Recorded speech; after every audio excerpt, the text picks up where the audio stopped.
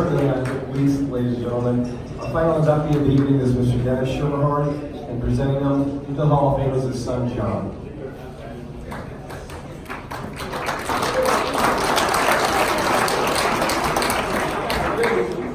So, I'm kind of stuck behind the 8 ball here.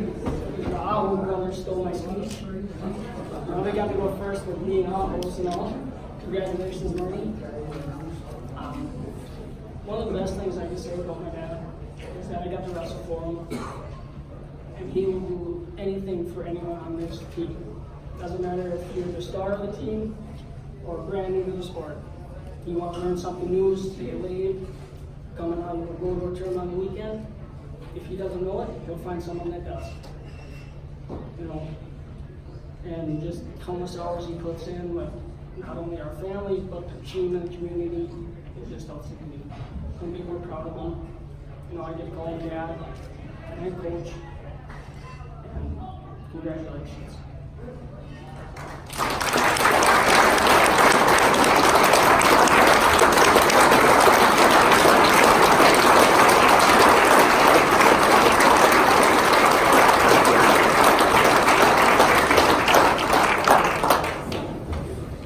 I'm going to straight out, I'm not a speaker.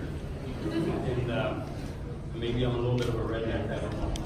But, you know, I want to thank Clay for nominating me. You know, it's a great honor. You know, you listen to all these guys before me, you know, what they've done and achieved, and it's outstanding. And, I'm one of those lucky guys. I've gotten to coach my boys and my grandsons, and I'm hoping for some great grandkids if they get in there. But, you know, it takes a lot of time, and for myself, like, you know, Mr. Paulson was married for 49 years. I'm only at 45 and a half. And my wife has been there for all this time. And I got to tell a little story about her because when we do the test on the internet, she's right there with me because she wants to know what all the changes are and stuff. And it was about 20 years ago, because I mean, she put up with a lot, or I should say without a lot. And about 20 years ago, we bought a new couch. You know, on those couches, you can't hardly get them in the house. You know, you got to wiggle and waggle and get them in there. If there's a snag on it, I got to take it back down and take it home, or take it back to them guys. So we get it in there, and we're some of these freaks. We got a wrestling mat in our bedroom. And so we get it all centered there, and we thought it was pretty good. So I was going to go get a cold beer, and I hear a squeal. And about that time, I turned around, and John just headlocked her. Into the couch, she went in off the backside. You know, she gets up, there's not a tear in her eye, and she just kind of says, "We can take this back." It doesn't work that way, Mom. But, you know, like for me, my whole family is involved in wrestling. It always has been. It hasn't been a choice for them, really. You know, because when I started, they come along with it. My daughter was a cheerleader. My daughter-in-law, you know, she's a manager, granddaughter manager. The youngest granddaughter, she's kind of a coach cheerleader. She's a little come lately gal. And, you know, being I don't speak very good, I asked Tanner, you know, will you give me write a speech for me or something? He said, "Well, Grandpa, what they put your record in there for? It looks like you weren't really good." And I'm like Marty, I come from country school. The only thing I knew about wrestling was Fern Gagne jumping off the top rope and an elbow and stuff like that. And, you know, the only reason I made the team was there's nobody else there. You know, so, and I got to give credit to my coaches, Mr. Kircher and Mr. Williams. They were there for me. You know, it's tough to coach a kid that's got 3 wins and 10 losses. You know, and all the time I'm looking at the ceiling, you know, and everybody else wants to run the other way. Here comes Schermerhorn, he's going to be kids again. But I've done a lot of things to try to motivate kids. I did do one thing that pierced my ears, and that was to try to motivate Jim. At that time, he was like a 60% wrestler, and Shorty was supposed to make it to state. And I said, "Well, if you guys both make the state, I'll pierce him." You know, well, Jim gets beat first round in his region tournament back then, and comes all the way back, and he ends up beating the #1 guy. So there we are at send-off. Quit, you know. I walk around like an idiot for a while, but you know,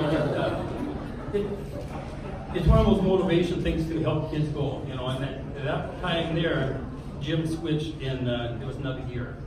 You know, and I dye my hair for the wrestlers. If it motivates them, I'm gonna do it.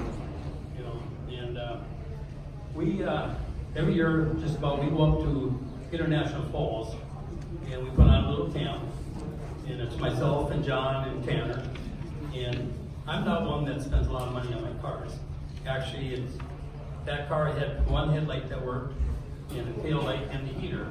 So I take a magnetic flashlight, I put on the other one, I turn that on. And anyway, we, you know, there's no air conditioner, you know, so it's hot in there. And so we stopped in Park Rapids at a convenience store. We're gonna get some waters, and I'm allergic to the sun, so I wear this big straw hat. And I put the hat on, and we're walking into the convenience store, and out come these two young girls, probably in the mid-20s. They got cowboy boots on, cowboy hat on, only covering up the bare necessities. So I just kind of politely tipped my hat and said, "Sorry, ladies, I'm married." And all I heard on the back, "Grandpa?" And I said, "Well, I knew they weren't after my car, and it must have been me." But before I get down here, you know, I want to thank Clay and everybody that made this, you know, feasible for me to be here and receive this award. And I do have one thing I tell my kids, my grandkids, even the people that come in to work with me, you know, look in the mirror. Because one day you're going to look at this old guy like me and you're going to say, what did I do in my life? And I can honestly say that, you know, I got to do what I wanted because my wife is supportive. I got to be around wrestling, which I love doing. You know, and wrestling family, you can't beat it. Thank you.